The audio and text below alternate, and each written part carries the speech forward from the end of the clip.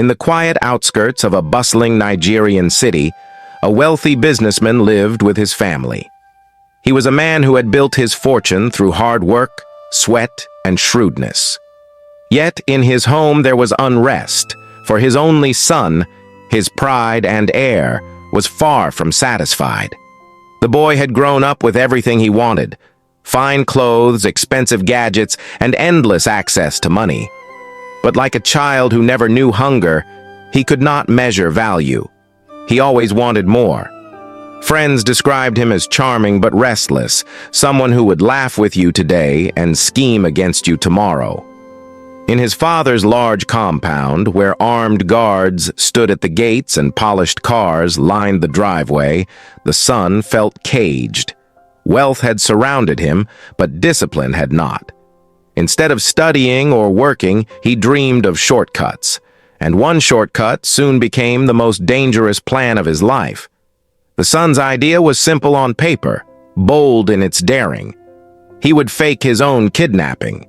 To him, it seemed clever, an easy way to extort money from his own father, who he believed would pay anything to keep his only child safe. The plan was not original. Fake kidnaps had been attempted in Nigeria before, and many had failed. But arrogance can blind a man. He convinced himself he was too smart to get caught. He told himself his father's love was his guarantee. He would stage the abduction, make frantic calls, and demand ransom. And when the money was delivered, he would reappear, pretending to be traumatized but grateful. It sounded perfect to him, until he made the mistake of trusting the wrong people. For his clever scheme, he needed accomplices, men who knew the business of crime. But real criminals are not actors in your script. They write their own endings. He reached out to a group of rough men he had known from the neighborhood. They were not strangers to violence. These were men who had tasted quick money before, some with scars on their arms from street fights, some with stories of robberies gone wrong. They lived in the shadows of society, always watching for opportunity. When the son told them about his plan, their eyes gleamed. To them, it was not just about helping a rich boy trick his father. It was about access to millions. For once, they could touch real ransom money, not the small scraps of petty crime. They agreed to help, but in their hearts, they began plotting something else. From the beginning, the son was no partner. He was prey, and he did not know it.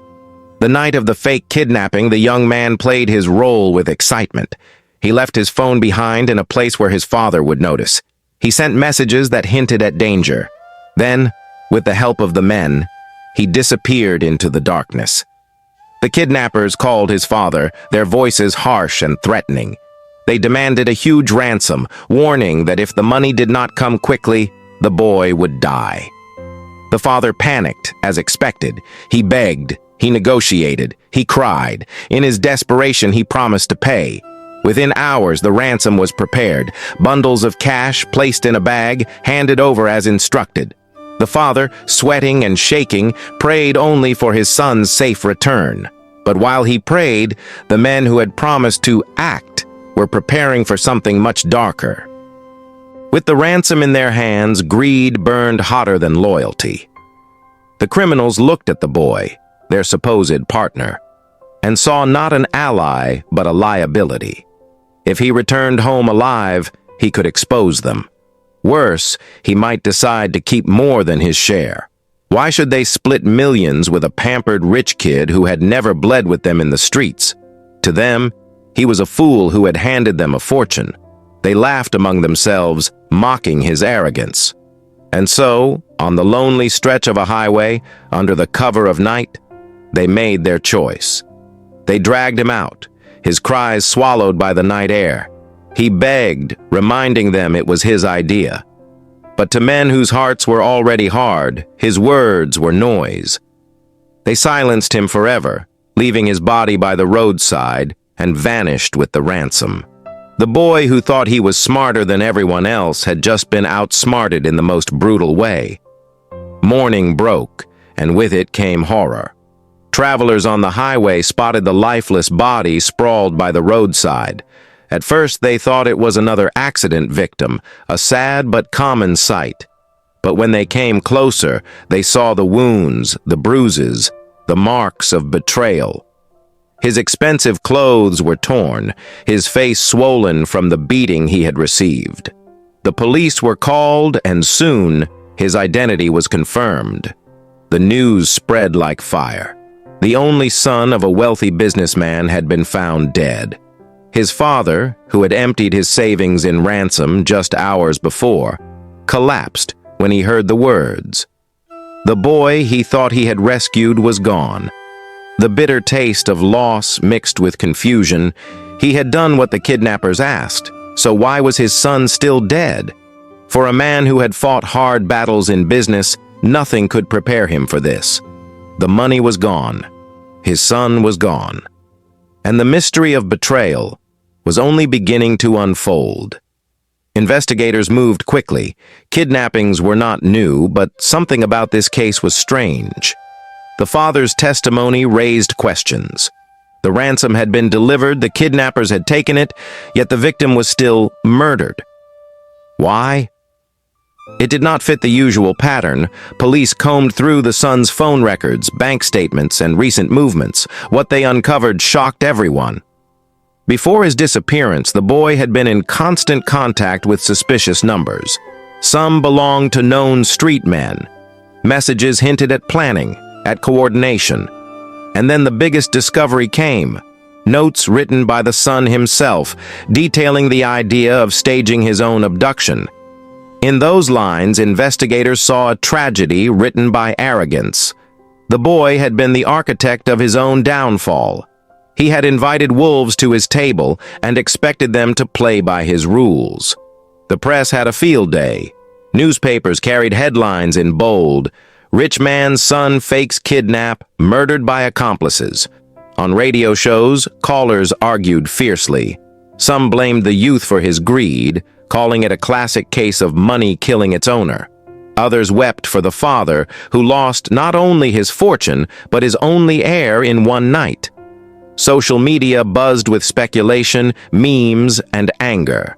Many Nigerians, weary of rising crime, saw the story as a bitter warning of what happens when privilege mixes with poor choices. But beyond the noise, investigators pressed on, tracking down the men who had vanished with the ransom. It was not only about justice for the dead son, it was also about preventing other desperate youths from walking the same path. Slowly, names surfaced. One by one, the accomplices were identified. Men with records of theft, assault, and petty kidnaps. The group had been restless for months, broke and looking for a breakthrough. The boy's plan had come as a gift. But when the cash touched their hands, loyalty dissolved. Police raided known hideouts, and in back streets and drinking joints, whispers gave them trails to follow. 2 men were caught trying to spend bundles of fresh cash, their nervous behavior betraying them. Interrogation revealed what investigators already suspected. The killing had been planned the moment the ransom was collected. There was never any intention to share. They admitted, without remorse, that the boy was too soft and would have exposed them. The confession chilled even hardened officers. Meanwhile, the father lived in torment. People visited his home to console him, but his heart was too broken for comfort. Every visitor carried words, but none could erase the picture of his son's lifeless body on the roadside. He replayed the ransom drop in his head, the way his hands had trembled as he passed the bag. He remembered whispering prayers, begging God to return his child safely. Instead, his faith had been crushed, his love betrayed. Whispers in the community added salt to his wounds. Some said he was too strict, that his son had plotted against him out of frustration. Others said he spoiled the boy too much, that greed had been born from indulgence. Everywhere he turned, there were judgments. But deep in his chest, only one truth echoed. His son had died not from strangers' cruelty, but from his own reckless choices. And that was a pain no parent should ever carry. In the interrogation room, the men showed no shame. Their faces were hardened, their voices steady. They told the story as if it were routine, not murder. One leaned forward, tapping the table, explaining that they had seen the boy as soft meat. He had come to them with the idea, convinced his father would pay anything for his safety. At first, they laughed at him, but when he persisted, offering details, rehearsing the plan, their interest grew. Money was the only language they understood, and here was a rich boy, desperate to trick his own blood. They saw not just an opportunity, but a weakness they could exploit. In their minds, betrayal was survival. Sharing money was foolish. Killing the boy, their supposed partner, was simply a way to silence the weakest link. To them, it was not a crime, but strategy. Their cold reasoning sent chills through the investigators. It was a glimpse into the dark heart of greed, where trust, even blood ties, meant nothing when money glittered on the table. Psychologists later analyzed the case, painting a picture of two types of greed colliding. On one side, the boy, educated, privileged, and restless, was consumed by a hunger to outsmart his father. To him, life was a game, and money was the prize. He underestimated the weight of danger, treating crime like a shortcut instead of a death trap. On the other side were the street men, hardened by poverty and crime. They had lived on the edges of law for years, always calculating how to stretch desperation into survival. To them, loyalty had long died. When these two worlds met, the spoiled son and the seasoned predators, the outcome was almost inevitable. The boy thought he was using them, but in truth, he was walking into their jaws. His arrogance blinded him to the fact that in the world of crime, rules are written in blood. And when betrayal is the currency, the one with the least power always pays the highest price. The courtroom later became a theater of sorrow and revelation. The captured killers stood in chains, their eyes scanning the crowd without remorse. Families of the accused sat weeping, while the father of the slain boy sat stiff, his face carved in grief. Witnesses recounted how the ransom was collected, how the boy was beaten, and finally, how he was left on the roadside. Each detail pierced the father's heart anew. But the most painful moment came when investigators revealed the boy's own handwriting. The plans, the messages, the instructions he had sent to his killers. The courtroom fell silent. Some gasped. The father covered his face with both hands, shaking. It was no longer just the tragedy of a son murdered. It was the deeper wound of betrayal. His boy had planned his own kidnapping, had turned against the very man who raised him. It was a scar that would never heal. The trial drew national attention. Journalists filled the gallery, cameras flashing. Newspapers splashed new headlines daily. Greed ends in grave, the son who became his own victim. Experts debated on television. Some said the story was about a broken generation, where young people chased quick wealth without thought for consequences. Others argued it showed how inequality poisoned society, turning even the privileged into gamblers with their own lives. Churches preached sermons using the case as a warning. Parents sat their children down, retelling the story in hushed voices. And across the nation, people shook their heads at the irony. The boy who tried to cheat his father had been cheated by his own friends. It was more than crime. It was a parable, one that blended fear, greed, betrayal, and death into a cautionary tale that few would forget. The killers were sentenced, their lives now bound to prison walls. But the father remained a prisoner too, locked inside his grief. He walked through his mansion like a ghost, halls once filled with his son's laughter now echoing with silence. Friends urged him to move on, to remarry, to adopt, to fill the void. But how could he? The boy had not just died. He had died in betrayal, in shame, in greed. At night, the father replayed conversations, searching for signs he had missed, a forgotten argument, a careless demand for money. A look in the boy's eyes that hinted at restlessness. He wondered if stricter love would have saved him, or softer love would have guided him differently. But the past cannot be rewritten. The ransom money was gone. The boy was gone. And the man who once held everything was left with nothing but memories, questions, and a story that the whole nation whispered about for years to come. Investigators later pieced together the boy's final hours in haunting detail. The night before his death, he sat in the back of a rickety car, laughing nervously with the men he called friends. He thought they were partners in a scheme. They knew he was prey. At one point, he joked about how his father would beg and cry to save him. He did not notice the cold glances exchanged in the front seat. Hours later, after the ransom was collected, the car swerved off the highway. The boy's laughter had turned into questions, then silence. Witnesses reported hearing a single scream in the night, cut short.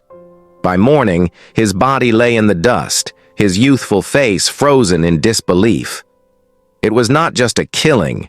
It was betrayal at its rawest form, a boy devoured by the same greed he had tried to unleash.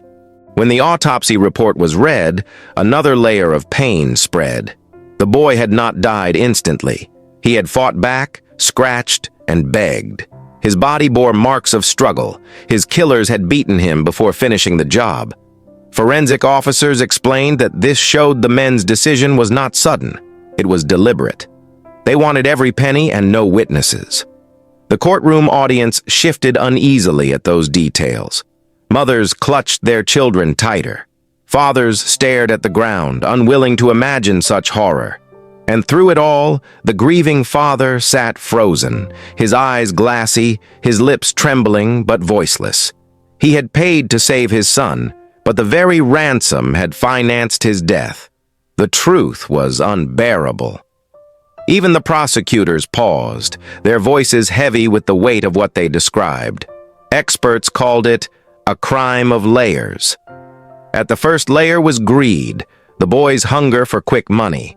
At the second layer was betrayal, the men's decision to turn against him.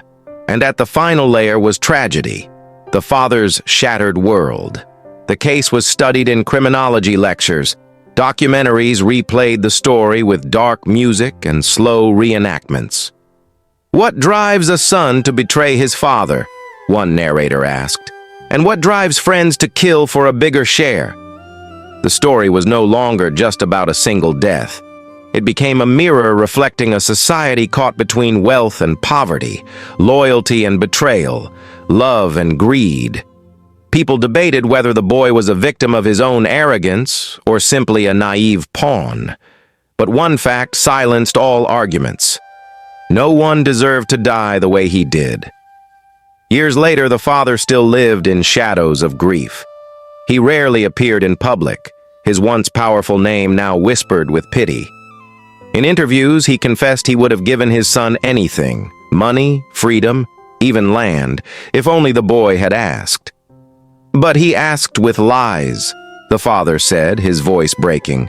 He kept his son's room untouched, the school trophies still on the shelf, the bed neatly made. On the wall, a smiling photograph of the boy stared back at him. Visitors described the mansion as a museum of loss. Every corner told the story of a bond broken not by poverty, but by distrust. "If wealth cannot buy loyalty," the father once murmured, "then what is it worth?" His words hung heavy like a curse etched into stone. The story closed not with justice, but with lessons. The killers were locked away, their names forgotten, their faces erased by time. But the boy's death lived on in whispers, warnings, and retellings. Parents told their children, "Greed eats faster than hunger." Teachers told students, "The shortcut is often the deadliest road."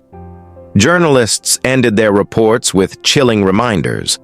Money can build, but it can also destroy. And so the boy's story became folklore. A modern cautionary tale passed through villages, towns, and cities, not as entertainment, but as a scar that spoke. The camera of memory fades out on an empty highway, dust swirling where a life once ended too soon. In the silence, a single line echoes. A son who betrayed his father's trust, betrayed himself first,